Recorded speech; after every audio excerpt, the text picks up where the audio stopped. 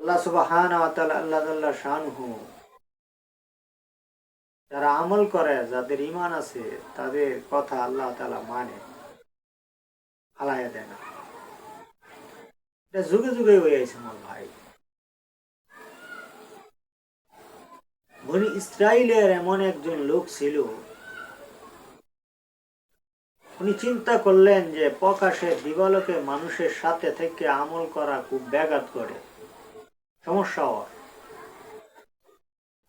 আমি এমন আড়ালে এমন জায়গায় যাব যেখানে কোনো মানুষজন বসবাস করে না, অথবা মানুষজন যায়ও না।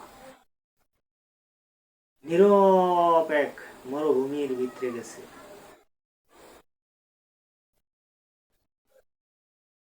হেনে যায় আল্লাহর ইবাদত বন্দেগী করতেছে। আল্লাহ তাআলা রিজিকের মালিক, রিজিকের ব্যবস্থা তার এইভাবে করে দিচ্ছেন, কুদরতি ভাবে একটি ডালিম গাছ আল্লাহ তাআলা হয়ে গেছে। খিদা লাগলে ওখান থেকে ডালেম একটা পায়রা খা, আল্লাহর ইবাদত বন্দেগী করে। পানি পিপাসা লাগলে কুদরতি ভাবে উনি একটা ঝর্ণা সৃষ্টি করে দিয়েছে, ওখান থেকে মিষ্টি পানি লয় খা। পানি খুব সুস্বাদু মজার পানি, পানি খা, ডালেম খা, আল্লাহর ইবাদত বন্দেগী করে। এইভাবে করতে করতে করতে করতে 500 বছর লাগাতে ইবাদত বন্দেগী করছে আল্লাহ। 500 বছর পরে আল্লাহ পাকের কাছে দোয়া করতেছে, আল্লাহ আমার মৃত্যুরা যদি তুমি সেজদার ভিতরে দিতা, আর আমারে যদি তুমি হাসরের ময়দানে সেজদা অবস্থায় উড়াইতা, যদি আমার এই দোয়াটা কবুল করতা।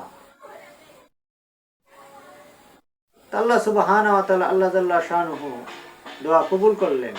উনি যখন সেজদায় গেছে, সেজদা অবস্থায় মরুন হয়ে গেছে, সেজদা অবস্থায় আজও আছে। হাসরের ময়দানে সমস্ত মানুষ যখন উঠবে কবর থেকে, তো ওই ব্যক্তিও সেজদা অবস্থায় উঠবে। 500 বছর পর্যন্ত ইবাদত বন্দেগী করছে সে,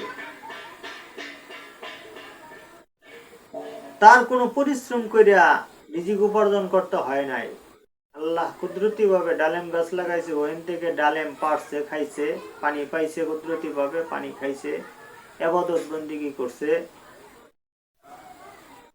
এবং হাসরের ময়দানেও সেজদা অবস্থায় উঠবে। সেজদা অবস্থায় ওঠার পরে আল্লাহ তাআলা তাকে বলবেন, 500 বছর ইবাদত বন্দেগী করছ, কিয়ামত পর্যন্ত সেজদা অবস্থায় ছিলা,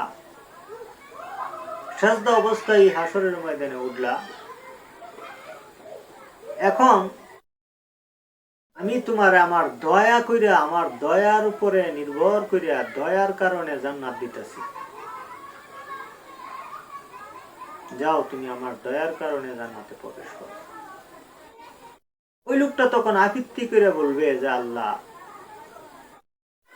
500 বছরের ইবাদত বন্দেগী কই, আর কই তোমার দয়ার উপরে জান্নাতে যাওয়া, কি হয়? ইবাদত বন্দেগী তো আমি একটা দুইটা দিন করছি না, 500 বছর করছি। আবার সেজদা অবস্থায় রইছি, সেজদা অবস্থায় হাসরের ময়দানে উঠলাম, আর তুমি আমারে কইতেছ দয়া করে জান্নাত দিলে, এটা হয় না।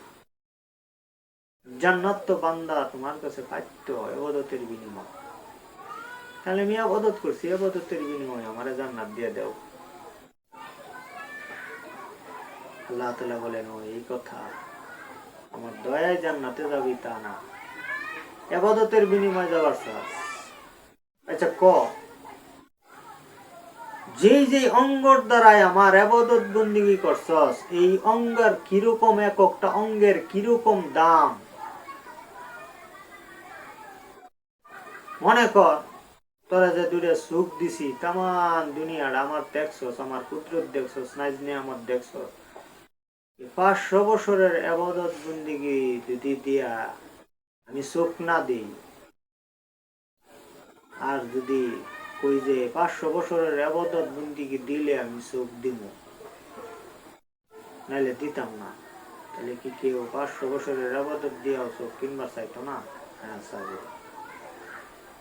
চোখের দাম কত তাহলে তোর কাছে বললাম, চোখের দাম তো তাহলে 500 বছরের আবাদতের সমান। 500 বছরের আবাদত দিয়ে যদি শুধু চোখ কিনা হয়, তাহলে চোখের পাশে দিয়ে আছে কান, কান দিয়ে শুনছ, কানের দাম আছে না? আছে। জবান দিয়ে কথা কইছ, জবানের দাম আছে না? আছে। হাতের দাম আছে না? আছে। পায়ের দাম আছে না? আছে। দেওয়াটা যে সবসময় সুস্থ রয়েছে, এই যে সুস্থ শরীরে যে রয়েছে সেটার একটা দাম আছে না? আছে। ওডি কিনবি কি দিয়া? 500 বছরের আবাদত দিয়া যদি শুধু চৌকি কিনুন লাগে, বাদবাহী অঙ্গ কি দিয়ে কিনবো? আচ্ছা মানলাম সব কিছু তোর চোখ টোক কান টান যাই আছে, যা সব নাই 500 বছরের আবাদতের বিনিময় কিনে আলাইছিস, মাইনা নিলাম। এই যে মিষ্টি পানি খাইছস, ফল খাইছস আমার দয়ায়, বিনা পরিশ্রমে, বিনা খাটনিয়ে, এই পানির হিসাব, ফলের হিসাব আমার কাছে দে, পরে জান্নাতে। লোকটা কাইন্দা দিস, এক ফুটা পানির হিসাব মালিক তোমার কাছে দেওয়া আমি বান্দার পক্ষে সম্ভব না। এক ফোঁটা পানির হিসাবও দেওয়া নাইতাম, যে তত ফল খাইছো সেটির হিসাব আমার পক্ষে দেওয়া সম্ভব না, আমি দিতে পারবো না। যদি ওটি না দিবার পাস হিসাব, তাহলে জাহান্নামের কিনার দিয়ে একটু ঘুরাই নিয়ে আসে রাস্তা, জব দিবাইতেছে না, জব দিবাইলে জানাতে হবে একটু কিনার দিয়ে ঘুরাইলে জানা গেছে এমন পানি পিপাসা লাগছে, ফেরেশতাদেরকে বলতেছে আমার তাড়াতাড়ি পানি দাও। আপনি 500 বছরের আবাদত বন্দিগি দেয়ার লেগেলে পানি দিন, 500 বছরের আবাদত দিয়ে গেলে পানি খাইছে, খাওয়ার পরে এবার ফেরেশতারা লয়ে আইছে আল্লাহর কাছে। আচ্ছা ঠিক আছে যা, তারে হাত দিছিলাম, পাও দিছিলাম, চোখ দিছিলাম, জবান দিছিলাম, সব কিছু তারে এমনি দিলাম, যা 500 বছরের আবাদত দে, জান্নাতে যা। আল্লাহ 500 বছরের আবাদত তো নাই, কেন? এক গ্লাস পানির বিনিময়ে 500 বছরের আবাদত কিনছি, 500 বছরের আবাদত দিয়ে 1 গ্লাস পানি কিনছি, 500 বছরের আবাদত বন্দিগি দিয়ে মাত্র 1 গ্লাস পানি কিনছি। আবাদত নাই তাইলে এবার তো তোর জাহান্নামে মন লাগে। আল্লাহ তোমার দয়া। আল্লাহ তাআলা কয় আমি এই জন্যই তো আগে আমার দয়ার উপরে জান্নাত দিছিলাম, গারামি করলি, কখন তোমার দয়া, দয়া ছাড়া জান্নাতে যাওয়া সম্ভব না। আল্লাহ তাআলা পরবর্তী তাকে ঘোষণা দিলেন যে আমি তোরে দয়া করে আমার জান্নাত দিলাম। এই জন্য কোন মানুষ আবাদতের বিনিময়ে জান্নাতে যাবে এমন আবাদত করা মানুষের পক্ষে সম্ভব না। আল্লাহর দয়াই মানুষ পায়া জান্নাতে যাইতে হইব।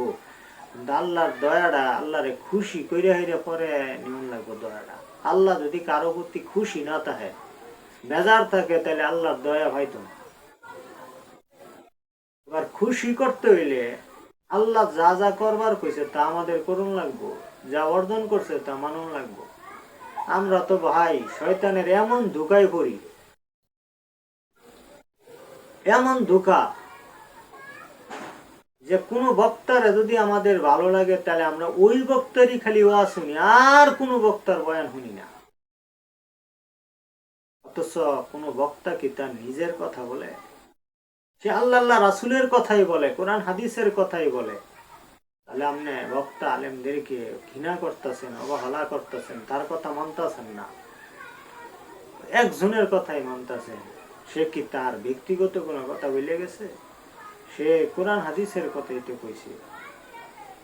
এখন আপনি তার কথা শুনছেন, তার আর হায়াত নাই, আল্লাহ দুনিয়ার থেকে তারে নিচে গা, নতুন করে আর বয়ান করতে পারেন। এই জন্য আপনি এবার সব বক্তারে ঘৃণা করা শুরু করলেন। ওর মতন বক্তা হয় না, এই জন্য কোনো বক্তারও আসেনি।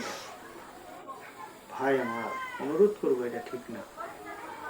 কোরআন হাদিসের কথা যে মূলে সে বলুক, আপনি তার কাছ থেকে শুনেন। কোন কথার দ্বারাই আপনার হেদায়ত হয়ে যায় আপনি নিজেও জানেন না, আল্লাহ তাআলাই জানেন কোন কথার দ্বারা আপনার হেদায়ত হয়ে যায়। এই জন্য আসুন আমরা হেদায়ত যেন পাই আল্লাহ তাআলার কাছে, পুরোপুরি আমরা আমলটা করি। আর আমার এই ভিডিওটা আপনারা লাইক কমেন্ট শেয়ার সাবস্ক্রাইব করে দিবেন।